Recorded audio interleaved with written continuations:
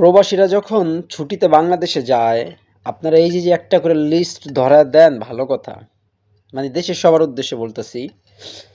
List ধরা দেন ভালো কথা। আপনাগো লেগা একটা প্রবাসীর আয় অনুযায়ী, ইনকাম অনুযায়ী যতটুক পারে সামর্থ্য অনুযায়ী নিয়ে আসে। পরে আপনার ওই জিনিসটা পাওয়ার পরে যে মানে শুকরিয়া আদায় করেন না, আসলে এটার ব্যর্থতা কি বললাম জানেন? আপনারা মানে কাজ কাম করেন না তো দেশে আজাইরা থাকেন, খান, ঘোরেন। টাকা কামাইতে যে কত কষ্ট। টাকা যারা কামায় মানে পরিশ্রম কইরা আসলে তারা বোঝে যে টাকার মর্মটা কি। একটা মানুষ যখন একটা কিছু দেয়, হইতে পারে ছোট। একটা প্রবাসী যখন যায়, একজনের জন্য তো আর যায় না। অনেকটি মানুষের উপহার নিয়ে দিতে হয়। বেড়ার দিনেও মানে বিদেশেও খাটে, দেশে যাও মানুষের মন পায় না, এটা কোনো জিনিস হলো, এটা কি দিছে?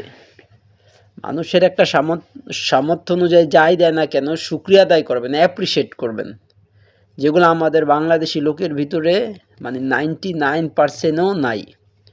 ঠিক আছে? প্লিজ ভিডিওটা বললাম, মনের কথাগুলো বললাম। কেউ যদি কষ্ট পান কিছু করার নাই, কারণ এটাই সত্যি। যেসব প্রবাসীর সাথে হইছে এগুলা তারা রিলেটেড করতে পারবে।